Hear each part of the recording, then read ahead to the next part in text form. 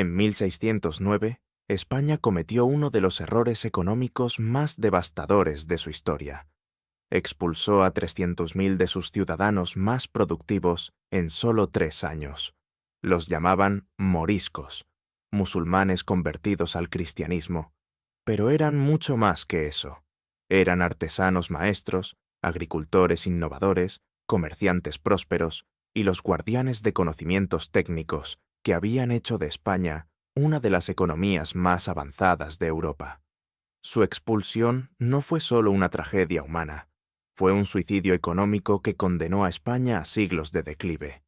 Para entender la magnitud de este error histórico, necesitamos primero comprender quiénes eran realmente los moriscos y qué papel jugaban en la economía española del siglo XVII. Los moriscos no eran inmigrantes recientes o una población marginal. Eran los descendientes de los musulmanes que habían vivido en la península ibérica durante 8 siglos, desde la conquista árabe de 711 hasta la caída de Granada en 1492. Durante esos 800 años, habían desarrollado y perfeccionado técnicas agrícolas, manufactureras y comerciales que convirtieron a Al-Ándalus en una de las civilizaciones más prósperas de la Edad Media.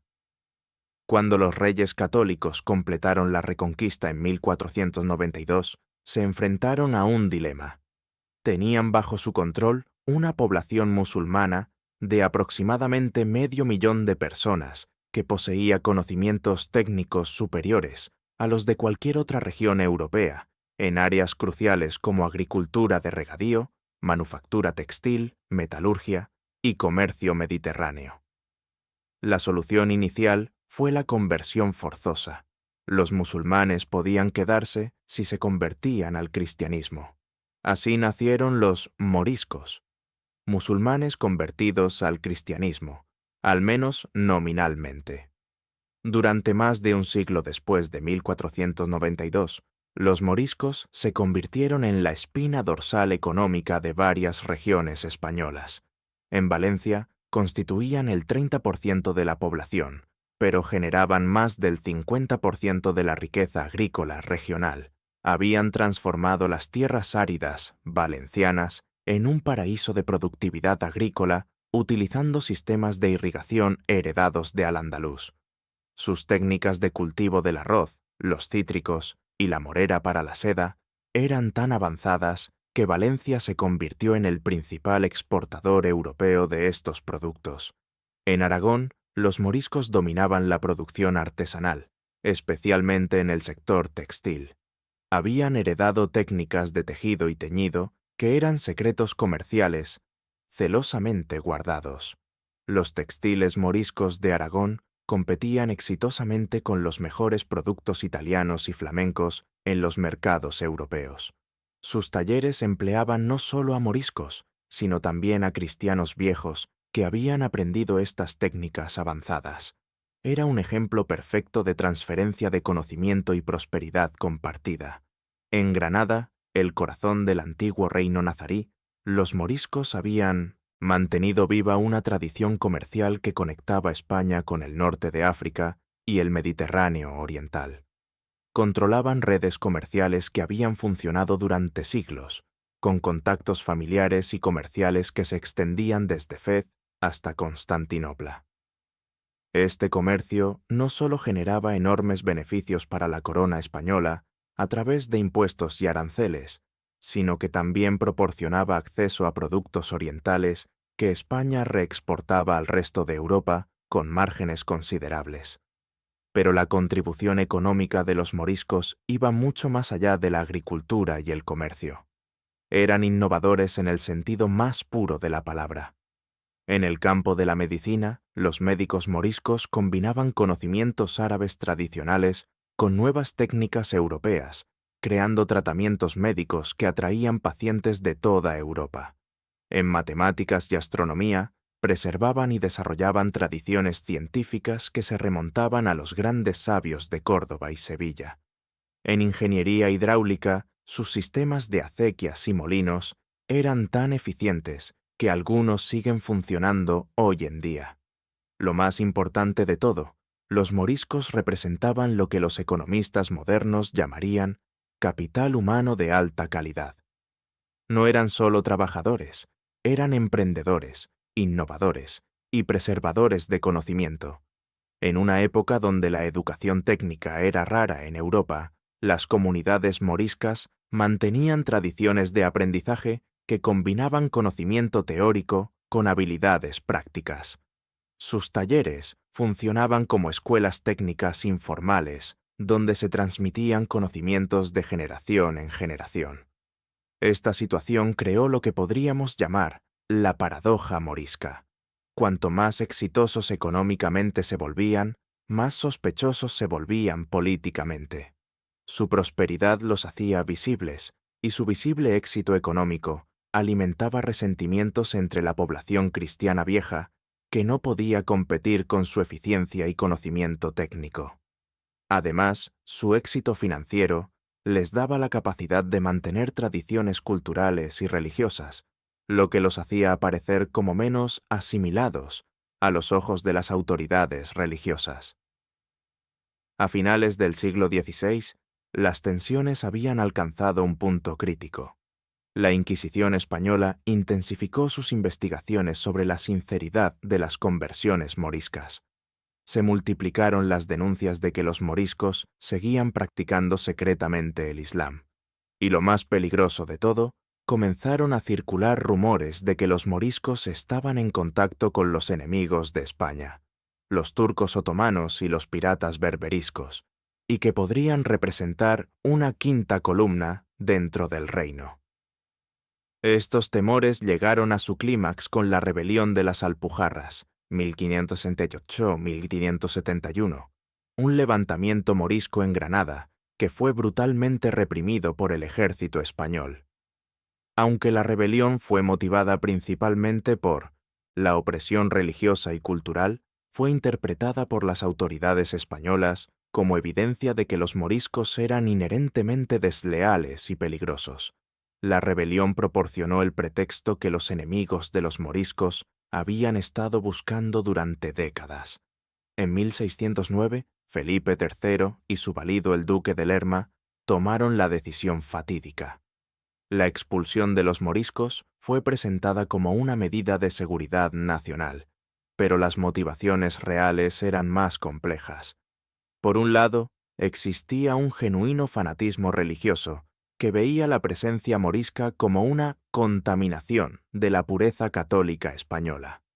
Por otro lado, había poderosos intereses económicos que veían en la expulsión una oportunidad para apoderarse de las propiedades y negocios moriscos.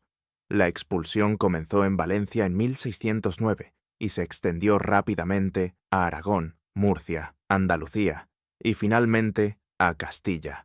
El proceso fue logísticamente impresionante y humanamente devastador. Los moriscos tenían 3 días para vender sus propiedades inmuebles, una imposibilidad práctica que efectivamente significaba confiscación, y solo podían llevarse los bienes muebles que pudieran cargar. Muchos fueron forzados a vender siglos de acumulación de riqueza por fracciones de su valor real. Los números de la expulsión son asombrosos. Aproximadamente 300.000 moriscos fueron deportados entre 1609 y 1614, casi el 4% de la población total de España. Pero el impacto económico fue mucho mayor que estas cifras sugieren, porque los moriscos estaban concentrados precisamente en las actividades económicas más productivas. En Valencia, la expulsión eliminó el 30% de la población, pero más del 60% de la capacidad productiva agrícola. En algunas localidades aragonesas, la expulsión significó el colapso completo de industrias textiles que habían sido la base de la economía local durante siglos. El impacto inmediato fue catastrófico. Los campos valencianos, una vez verdes y prósperos gracias a la irrigación morisca, comenzaron a secarse porque nadie más conocía las técnicas de mantenimiento de los sistemas de acequias. Los naranjos y limoneros, cuidadosamente cultivados durante generaciones, fueron abandonados porque los nuevos propietarios cristianos no sabían cómo mantener estos cultivos especializados.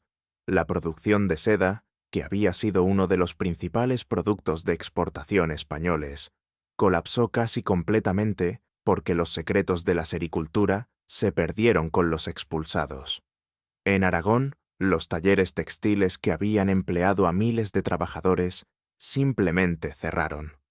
Los maestros artesanos moriscos llevaron consigo no solo sus habilidades personales, sino también los conocimientos técnicos acumulados durante siglos sobre tintes, técnicas de tejido y procesos de acabado que habían hecho famosos los textiles aragoneses.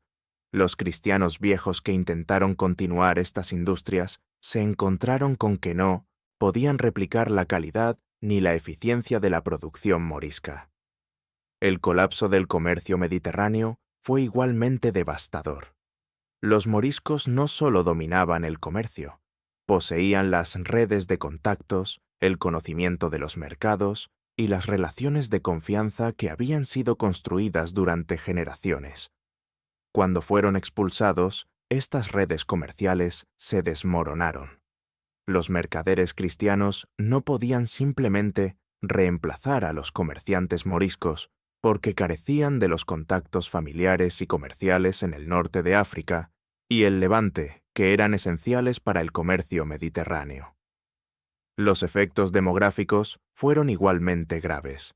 La expulsión no eliminó solo a los moriscos, también provocó una emigración secundaria de cristianos viejos, cuyas economías locales habían colapsado. Pueblos enteros en Valencia y Aragón fueron abandonados cuando la base económica que los sustentaba desapareció. La despoblación fue tan severa que algunas regiones no recuperaron sus niveles de población pre-expulsión hasta el siglo XIX. Pero quizás el costo más devastador a largo plazo fue la pérdida de conocimiento técnico. Los moriscos llevaron consigo siglos de innovación acumulada en agricultura, manufactura, medicina e ingeniería. Este conocimiento no estaba escrito en libros que pudieran consultarse. Estaba incorporado en tradiciones familiares, técnicas artesanales y experiencia práctica transmitida de maestro a aprendiz durante generaciones. Cuando los moriscos fueron expulsados, este capital intelectual simplemente desapareció de España. La ironía histórica es que mientras España se purificaba religiosamente, sus antiguos súbditos moriscos estaban enriqueciendo a los enemigos de España. Muchos de los expulsados se establecieron en el norte de África, particularmente en Túnez y Marruecos, donde utilizaron sus conocimientos técnicos y redes comerciales para desarrollar industrias que compitieron directamente con España. Los textiles producidos por comunidades moriscas en Túnez comenzaron a reemplazar productos españoles en los mercados mediterráneos. Las técnicas agrícolas moriscas transformaron regiones áridas del Magreb en zonas productivas. En Francia, los moriscos que lograron llegar hasta allí contribuyeron al desarrollo de la industria textil francesa. En Italia, médicos y artesanos moriscos fueron recibidos con entusiasmo en ciudades que valoraban sus habilidades técnicas sobre sus orígenes religiosos.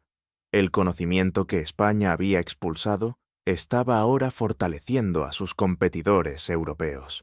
Era una transferencia masiva de capital humano que beneficiaba a todo el mundo, excepto a España.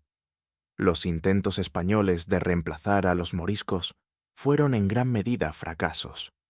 El gobierno trató de atraer colonos cristianos a las tierras abandonadas, ofreciendo incentivos fiscales y tierras gratuitas.